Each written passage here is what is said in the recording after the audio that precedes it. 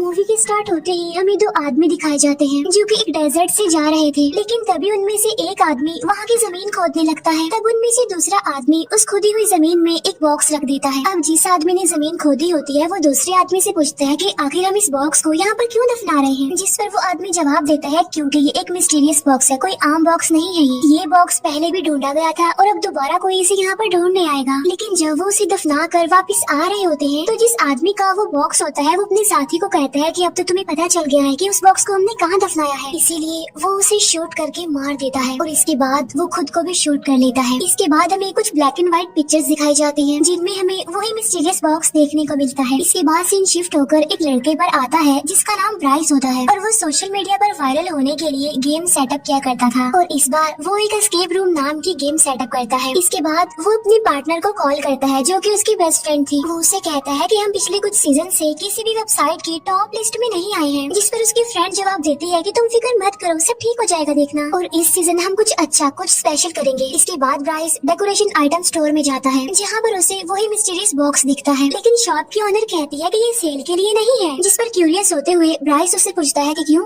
क्या है इसमें ऐसा, जिस पर वो लेडी उसे बताती है क्योंकि इसमें शैतान को कैद किया जाता है। तब ये सुनकर ब्राइस को एक आइडिया आता है कि मैं इस बॉक्स को अपने एस्केप रूम में रखूंगा। इसीलिए जब शॉप की ओनर किसी काम के लिए जाती है तो पीछे से ब्राइस चुपके से उस बॉक्स को लेकर और कुछ पैसे वहाँ पर छोड़कर वहाँ से चला जाता है। इसके बाद हमें एक कपल दिखाया जाता है जो कि दोनों ब्राइस के फ्रेंड होते हैं और ये दोनों ब्राइस के एस्केप रूम में जाने वाले थे। इसके बाद हमें एक और कपल दिखाया जाता है और ये दोनों भी ब्राइस के फ्रेंड थे और इनमें लड़की का नाम जेस था और तभी उसके पास उसके दूसरे फ्रेंड की कॉल आती है जो उससे पूछता है कि तुम कितनी देर तक निकलोगे, जिस पर वो कहता है कि थोड़ी देर में। इसके बाद वो सारे लोग ब्राइस की लोकेशन पर चले जाते हैं जहाँ पर ब्राइस उन सबको वेलकम कहता है। तभी ब्राइस की फ्रेंड इस गेम के किलर के पास जाती है और उससे कहती है कि सब लोग आ गए हैं तो तुम जल्दी से रूम में जाकर छुप जाओ। इसके बाद ब्राइस सबको गेम के रूल बताता है कि तुम एक रूम में लॉक्ड हो जाओगे और तुम्हें उस रूम में कुछ क्लू ढूंढने हैं जिनकी मदद से तुम दरवाजा खोलोगे और वहाँ से एस्केप करोगे। लेकिन हाँ, एस्केप करने के लिए तुम्हारे पास सिर्फ 55 मिनट होंगे और वो रूम पूरी तरह पजल से क्लू से भरा हुआ है और तुमने उन पजल्स को सॉल्व करना है तभी तुम बाहर आ सकोगे। और चाहे तुम जितना मर्जी चिल्लाओगे उस रूम में लेकिन आवाज बाहर नहीं आएगी। वो ये भी बताता है कि उस रूम में मोबाइल फोन्स नहीं है और वहाँ पर नेटवर्क भी नहीं आते। ब्राइस अब उनके फेस को एक कपड़े से कवर कर देता है और चुपके से वहाँ से चला जाता है। अब वो सारे लोग जैसे ही रूम में एंटर करते हैं तो डोर अपने आप से ही लॉक्ड हो जाता है। दूसरी तरफ ब्राइस कैमरा के जरिए उन सबको देख रहा था और लोगों को उस रूम में एक टेप रिकॉर्डर मिलता है जिसमें एक आदमी बोल रहा होता है। वो कह रहा होता है कि जब तुम मेरी रिकॉर्डिंग सुनोगे तब तक मैं मर चुका हूँ, लेकिन मैं तुम्हें कुछ इंस्ट्रक्शंस देना चाहता हूँ। और मेरा एक बेटा है जो इंसान नहीं बल्कि शैतान है और उसने अपनी मदर को भी मार दिया और उसके अलावा बहुत सारे लोगों को उसने मार दिया और मैंने उसे इसी रूम में चेन से बांधा हुआ है और ये कमरा उसी का था जहाँ पर वो मर्डर किया करता था। और चाहे जो भी हो जाए तुम उसे यहाँ से आजाद होने मत देना और जितनी जल्दी हो सके इस रूम से बाहर निकलो।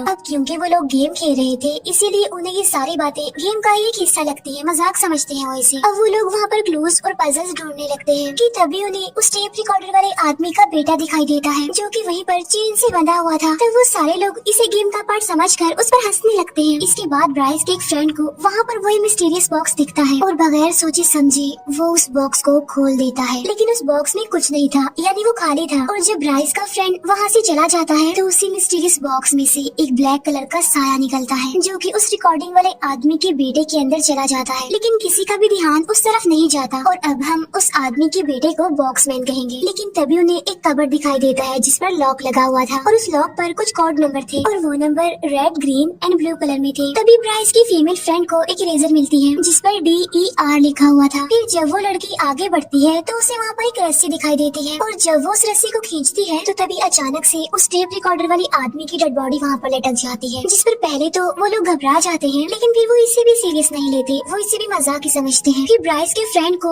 कप के नीचे से 2 कॉइन मिलते हैं जिन्हें वो क्लू समझकर अपने पास रख लेता है। उधर दूसरी तरफ ब्राइस के ऑफिस के सिग्नल्स अचानक से चले जाते हैं जिससे उसे समझ नहीं आती कि आखिर ऐसा क्यों हो गया। बॉक्समैन जो कि चेन से बंधा हुआ था वो अपनी जगह से थोड़ा सा आगे आ गया था जिस पर उन्हें अब थोड़ा थोड़ा शक होने लगा था, जिस पर वो समझते हैं कि शायद बॉक्समैन की चेन 5 मिनट के बाद थोड़ा थोड़ा खुलती रहती है ताकि वो आहिस्ता आहिस्ता करके आगे आ सके। अब ब्राइस के फ्रेंड को बुक शेल्फ में से 5 रेड, 3 ग्रीन और 4 ब्लू कलर की बुक्स दिखती हैं, जिससे वो समझ जाता है कि वो लॉक जो कबर्ड से लगा हुआ है वो इन्हीं 3 कोड्स के कॉम्बिनेशन से खुल जाएगा, यानी 5, 3 एंड 4। और जब वो इसे अप्लाई करते हैं तो होता भी ऐसे ही है। वो नंबर एंटर करने पर कबर्ड का एक दरवाजा खुल जाता है, जिसमें से उन लोगों को एक चाबी मिलती है, और वो चाबी वहीं पर रखे हुए एक सूटकेस की थी। और अब वो उस चाबी की मदद से उस सूटकेस को भी खोलने में कामयाब हो जाते हैं, जिसमें से उन्हें एक सीजर मिलती है। और अब उनके पास सिर्फ 37 मिनट्स रह गए थे। फिर ब्राइस का मेल फ्रेंड उस कैंची को लेकर बॉक्समैन के पास जाता है, जहाँ पर उसे एक कार्डबोर्ड बॉक्स मिलता है, और तब वो उस कैंची से उस बॉक्स को काट देता है, जिसमें से उसे एक ड्रॉ का हैंडल मिलता है, जिसे वो अपने दूसरे मेल फ्रेंड को दे देता है। लेकिन तभी बॉक्समैन उस कैंची को लेकर ब्राइस के फ्रेंड को मार देता है, और बार बार वो उसे उस कैंची से स्टैब करता है, जिसकी वजह से ब्राइस का फ्रेंड वहीं पर मर जाता है। अब ये सब देखकर उसके फ्रेंड्स काफी डर जाते हैं, इसीलिए वो दरवाजे को पीटते हुए चिल्लाने लगते हैं, लेकिन उनकी आवाज कोई नहीं सुन पाता। इसके बाद हमें ब्राइस दिखाया जाता है, जो कि टेरेस पर खड़ा हुआ था। तभी उसके पास उसकी पार्टनर आती है, जो उससे पूछती है कि तुम यहाँ पर क्यों खड़े हुए हो। जिस पर ब्राइस कहता है कि मैं परेशान हूँ क्योंकि मेरे कैमरे के सिग्नल्स चले गए हैं। जिस पर उसकी पार्टनर उसे कहती है कि तुम्हें गेम को बंद कर देना चाहिए, लेकिन ब्राइस ऐसा करने से इनकार कर देता है, क्योंकि अगर वो ऐसा करेगा तो उनका गेम खराब हो जाएगा, जिसकी वजह से पब्लिक उनके एस्केप रूम को बेकार ही रिव्यूज देगी। उस रूम में ब्राइस के सारे फ्रेंड्स काफी डरे होते हैं, काफी घबराए होते हैं। वो बॉक्समैन पर चीजें उठाकर मारते हैं, लेकिन उसे इसका कोई असर नहीं होता। ब्राइस का फ्रेंड जेस की बैग से मोबाइल निकाल कर पुलिस को कॉल करने की कोशिश करता है। अब जाहिर सी बात है वहाँ पर नेटवर्क नहीं आ रहा था। अब जैसे जैसे टाइम गुजरता जा रहा था, बॉक्समैन अपनी चेन से खुलते खुलते आगे आ रहा था, यानी उन लोगों के करीब आता जा रहा था। ब्राइस का फ्रेंड कहता है कि हमें गेम को कंप्लीट करना होगा, वरना ये तो हमें भी मार देगा। तभी उसकी नजर एक ड्रॉअर पर पड़ती है, जिसका हैंडल गायब था। अब वो उस हैंडल को वहाँ पर फिक्स करते हैं, जो कि उन्हें कार्डबोर्ड में से मिला था, और ऐसा करते ही वो ड्रॉ खुल जाता है, जिसमें से एक छोटा सा बॉक्स निकलता है, जिसमें उन्होंने 4 कॉइन डालने हैं। उसके बाद उन्हें एक चाबी मिलेगी। अब 2 कॉइन तो उनके पास थे, जो कि उन्हें पहले मिले थे, लेकिन अब 2 कॉइन ढूंढने होंगे। और तभी उन्हें दीवार पर लगी 2 पेंटिंग्स अजीब लगने लगती है, और जब वो उसे चेक कर ही रहे होते हैं, तो ब्राइस की फीमेल फ्रेंड को लग रहा था कि उसका वो फ्रेंड अभी भी जिंदा है, जिसे उस बॉक्समैन ने कैंची से मारा था। इसीलिए वो उसके पास जाने लगती है, और अब उन लोगों के पास सिर्फ 25 मिनट रह गए थे। और इसके बाद बॉक्समैन आगे आता है, और वो ब्राइस की फीमेल फ्रेंड के सर में भी कैंची घुसा कर उसे मार देता है। अब ये देखकर जेस और उसका फ्रेंड और ज्यादा घबरा जाते हैं और काफी डर भी जाते हैं, इसीलिए वो दोबारा से गेम में लग जाते हैं। पेंटिंग को गौर से देखने पर उन्हें बहुत सारे ट्रायंगल्स उस पर दिखते हैं, जिनमें से 2 ट्रायंगल्स तो बटन थे। इसीलिए वो साथ वाली पेंटिंग पर बटन के ऑर्डर्स को प्रेस करते हैं, जिससे वो पेंटिंग ओपन हो जाती है, और वहाँ से उन्हें 2 कॉइन मिल जाते हैं। अब वो उन दोनों कॉइन्स को बॉक्स में डाल देते हैं, और जो 2 कॉइन उन्हें पहले मिले थे वो तो उस बॉक्समैन के पास थे। तब ये देखकर वो काफी डर जाते हैं। ब्राइस के फ्रेंड को वहाँ पर एक स्मोक अलार्म दिखता है, जो कि बिल्कुल बॉक्समैन के ऊपर लगा हुआ था। इसीलिए वो जेस को समझाता है कि मेरे पास एक लाइटर है, मैं बॉक्समैन के पीछे जाऊंगा, उसे डिस्ट्रैक्ट करूंगा, तब तक तुम लाइटर को स्मोक अलार्म के पास ले जाकर जला देना। तब जेस का फ्रेंड ऐसा ही करता है, वो बॉक्समैन के पीछे जाकर उसकी चेन पकड़ लेता है, और जेस उस लाइटर को स्मोक अलार्म के पास ले जाकर जलाती है, लेकिन इससे कुछ भी नहीं होता। फिर वो दोनों किसी तरह बचकर बॉक्समैन से दूर आ जाते हैं। टाइम गुजरता जा रहा था, उनके पास सिर्फ 19 मिनट रह गए थे। उधर ब्राइस की पार्टनर उसे समझा रही होती है कि अगर उन लोगों को उस रूम में कुछ हो गया तो हम बहुत बुरा फंसेंगे देखना, इसीलिए तुम्हें किसी भी तरह करके इस गेम को खत्म करना होगा। लेकिन ब्राइस अब भी इस बात के लिए एग्री नहीं हो रहा था, और अब वो सिग्नल जाने से पहले की वीडियो देखने लगता है कि आखिर सिग्नल जाने की वजह क्या है, जिससे उसे पता चलता है कि सिग्नल्स तब गए थे जब उस मिस्टीरियस बॉक्स को खोला गया था। जिसके बाद उनकी गेम का किलर अजीब तरीके से कैमरा को देख रहा होता है, और तो और उसने कैमरा का वायर निकाल दिया, और यही वजह बनी कि सिग्नल्स चले गए। तब ये देखकर ब्राइस समझ जाता है कि सब कुछ उस बॉक्स के खुलने के बाद ही हुआ। अब क्योंकि जेस और उसके फ्रेंड के पास बचने का कोई चांस नहीं होता, तो जेस का फ्रेंड उससे कहता है कि मैं जाऊंगा बॉक्समैन के पास उसे वो कॉइन्स लेने, लेकिन जेस उसे ऐसा करने से मना कर देती है, जिस पर उसका फ्रेंड उसे कहता है कि देखना मैं जरूर ले आऊंगा वो कॉइन्स। इसके बाद जेस का फ्रेंड बॉक्समैन के पास जाता है, जहाँ पर उसे कांच का टुकड़ा दिखाई देता है, और तभी जेस बॉक्समैन की तरफ एक सूटकेस फेंक कर मारती है। तो मौके का फायदा उठाकर जेस का फ्रेंड उस कांच के टुकड़े को बॉक्समैन की आंख में घुसा देता है। अब इतनी खतरनाक हमले के बाद भी बॉक्समैन को कुछ नहीं होता, उल्टा वो उसी कांच के टुकड़े से जेस के फ्रेंड पर अटैक करता है, जिससे जेस का फ्रेंड बुरी तरह इंजर्ड हो जाता है, और इसके बाद वो बेहोश हो जाता है।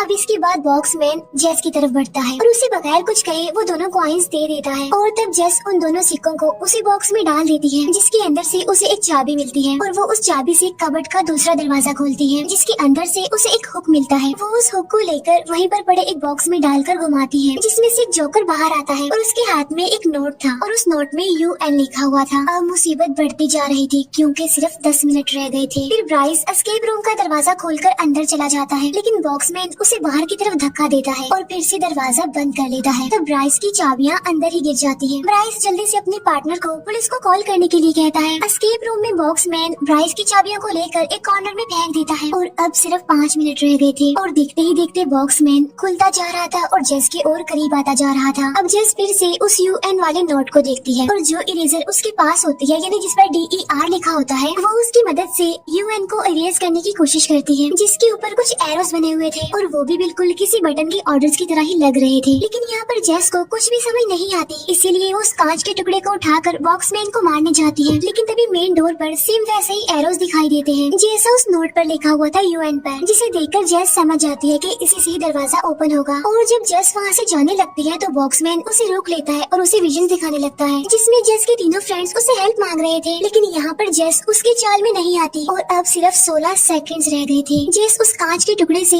बॉक्समैन पर स्टैब करती है और वो मेन डोर पर बनी एरोस को उन्हीं एरोस के ऑर्डर से प्रेस करती है, जिसकी वजह से वो डोर ओपन हो जाता है और जेस टाइम से पहले ही वहाँ से बाहर आ जाती है। और तब बॉक्समैन जेस के लिए क्लैपिंग करने लगता है, शायद इसलिए कि वो इस गेम की सर्वाइवर थी। इसके बाद जेस वहाँ से भाग जाती है। इतनी ही देर में वहाँ पर पुलिस भी आ जाती है, जो कि एस्केप रूम में जाती है, जहाँ पर बॉक्समैन पुलिस पर भी अटैक करने ही वाला होता है कि तभी पुलिस उसे ही शूट कर देती है और यहाँ पर बॉक्समैन का खेल खत्म हो जाता है। उसके मरते ही वो काला साया उसके अंदर से निकल जाता है। इसके बाद जेस एक एम्बुलेंस के पास खड़ी हुई थी क्योंकि उसके फ्रेंड को हॉस्पिटल लेकर जाया जा रहा था, वो इंजर्ड था काफी। और वहीं पर ब्राइस भी खड़ा हुआ था, जो जेस को देख कर क्रीपी सी स्माइल पास कर रहा था। ऐसा लग रहा था कि वो काला साया अब उसके अंदर आ गया हो। तब ब्राइस अजीब तरह से रिएक्ट करते हुए वहाँ से दूर चला जाता है। इसके बाद ब्राइस की पार्टनर उस बॉक्स को उसी शॉप पर लेकर जाती है उसे वापस करने के लिए, और वो शॉप की ओनर को बताती है कि मैं ब्राइस के साथ रहती थी, लेकिन अचानक से वो एक दिन गायब हो गया। जिस पर शॉप की ओनर कहती है कि मैंने उस दिन उसे समझाने की कोशिश भी की थी कि ये एक खतरनाक और मिस्टीरियस बॉक्स है, लेकिन उसने मेरी बात का यकीन नहीं किया और वो इसे कोई टॉय समझकर ले गया। तब शॉप की ओनर ब्राइस के पार्टनर से पूछती है कि क्या तुमने इस बॉक्स को देखा था खुलते हुए, जिस पर ब्राइस की फ्रेंड कहती है कि हाँ देखा था, जिस पर वो शॉप की ओनर कहती है कि ओहो अब वो शैतान तुम्हारे लिए वापस आएगा। तब ये सुनकर ब्राइस की फ्रेंड काफी डर जाती है और उसके परेशान होने के साथ ही ये मूवी यहीं पर